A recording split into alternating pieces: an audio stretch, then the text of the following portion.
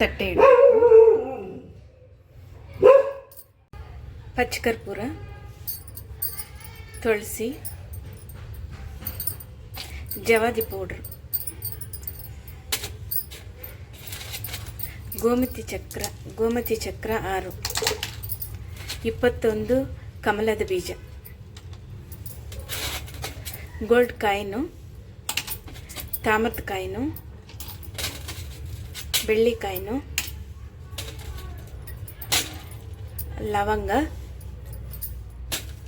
ಏಲಕ್ಕಿ 5, ಇದು 6.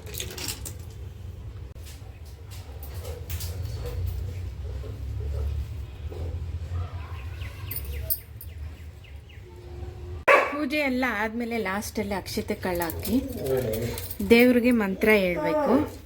ಮಂತ್ರ ಹೇಳಿದ್ರೆ ನೀವೇನು ಕೇಳ್ಕೊತೀರೋ ಅದಾಗುತ್ತೆ. ಯಾವಾಗೂ ಮಂತ್ರನ ಹೇಳ್ತಾ ಇರಬೇಕು. ಓಂ ಶ್ರೀಂ ರೀಂ ಐಂ ಮಹಾಲಕ್ಷ್ಮೀ ದೇವಿಯೇ ನಮಃ. ಓಂ ಶ್ರೀಂ ರೀಂ ಐಂ ಮಹಾಲಕ್ಷ್ಮೀ ದೇವಿಯೇ ನಮಃ. ವೈಶ್ರವಣಾಯ ಧನಾಧಿಪತಿಯೇ ಧನ್ಯ ಧಾನ್ಯ ಸಮೃದ್ಧಿಯೇ ಮೇಹಿ ದಾಪಿಯ ನಮಃ. ಓಂ ದ್ರಾಂ ದ್ರೀಂ ದ್ರೋಂ ದ್ರೇಂ ದ್ರೋಂ ಶ್ರೀಂ ಶ್ರೀಂ ಧನೇಶ್ವರಿಯೇ ನಮಃ. ಓಂ ಶ್ರೀಂ ರೀಂ ಕ್ರೀಂ ಐಂ ಮಹಾಲಕ್ಷ್ಮೀ ದೇವಿಯೇ ನಮಃ. ಈ ಮಂತ್ರನ ಚೆನ್ನಾಗಿ ಹೇಳ್ಕೊಳ್ಳಿ. ನಿಮ್ಗೆ ಏನು ಕೇಳ್ಕೊತೀರೋ ನೀವು ಮನಸ್ಸಿಂದ ಕೇಳಿ, ಎಲ್ಲ ದೇವ್ರು ಕೊಡ್ತಾರೆ.